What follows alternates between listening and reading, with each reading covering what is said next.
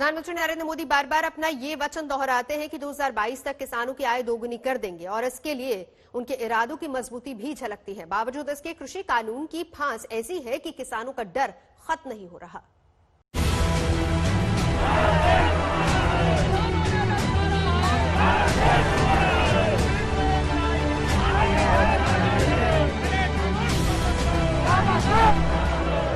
सबसे बड़े विश्वास के दरकने की ये आवाज है। किसानों को प्रधानमंत्री नरेंद्र मोदी पर और प्रधानमंत्री नरेंद्र मोदी को किसानों पर पूरा भरोसा रहा है। इतना कि पीएम मोदी के एजेंडे में किसान ऊपर रहते हैं। अरे सर छोटू राम जैसे हमारे नायकों के आशीर्वाद से ही हम 2022 तक किसानों की आय 2 गुना करने का संकल्प पूरा करने वाले हैं। पीएम किसान सम्मान निधि से छोटे किसानों के बैंक खाते तक सीधी मदद पहुंचनी शुरू हो चुकी है।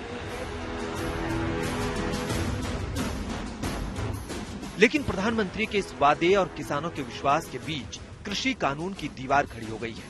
आज किसानों का आंदोलन अगर 8वें दिन भी हुंकार भर रहा है तो इसलिए कि किसान और सरकार के बीच भरोसे का पुल टूटा हुआ दिख रहा है। सरकार के दावों के बावजूद किसानों को लगता है कि धीरे धीरे वो अपनी खेती से बेदखल हो जाएंगे। किसानों को लगता है कि कॉरपोरेट उनकी खेती पर कब्जा कर लेंगे। खास बात यह है कि संघ से जुड़े भारतीय किसान संघ जैसा संगठन भी नए कानूनों का पूरा समर्थन नहीं करता है और दिल्ली की सीमा पर बैठे किसान इसके लिए न ठंड से डर रहे हैं न पुलिस के डंडे से। मोदी जी बड़प्पन दिखाएं, पूरे देश की 560 जथेबंदियों को बुलाकर खुद मीटिंग लें और बिल रद्द करने की कवायद शुरू करें। कवायद शुरू करके बिल रद्द किए जाएं। चाहते हैं कि मोदी सरकार वो अपने तीनों काले कानून वापस ले। जो दिल्ली वाले भी चाहते हैं, जो किसान भी चाहते हैं और जो दूसरे जो उपभोक्ता हैं भारतवर्ष के सभी ये चाहते हैं। अब आप विस्तार से समझिए कि कृषि कानून के खिलाफ तनकर खड़े किसानों की मांग क्या क्या है।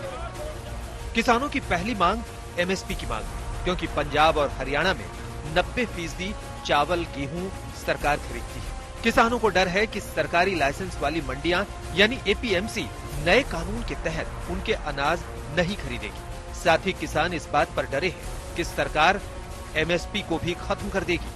सरकार को इन 3 कानूनों को रद्द करना होगा।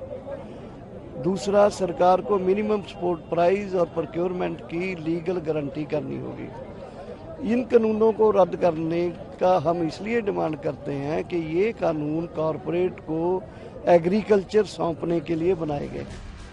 किसान एक तरफ एमएसपी को लेकर डरे हैं तो दूसरी तरफ ठेके पर खेती का आइडिया भी उनको डरा रहा है।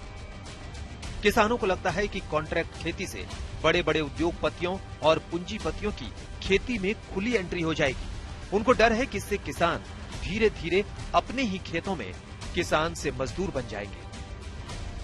हिंदुस्तान में सबसे बड़ी आबादी खेती पर भले है, लेकिन आमदनी में खेती की भूमिका सिमटी हुई है।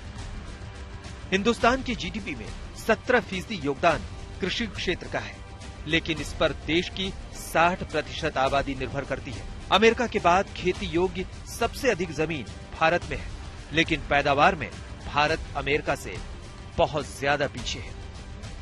नए कृषि कानूनों के पैरोकार मानते हैं कि नए कानूनों से पैदावार भी बढ़ेगा और किसानों का फायदा भी। एमएसपी का लाभ आम किसान तक पहुंचे और किसान की माली हालत सुधरे। एमएसपी मिलती रहेगी, यह आश्वासन माननीय प्रधानमंत्री जी ने भी पूरे देश के किसानों को दिया है।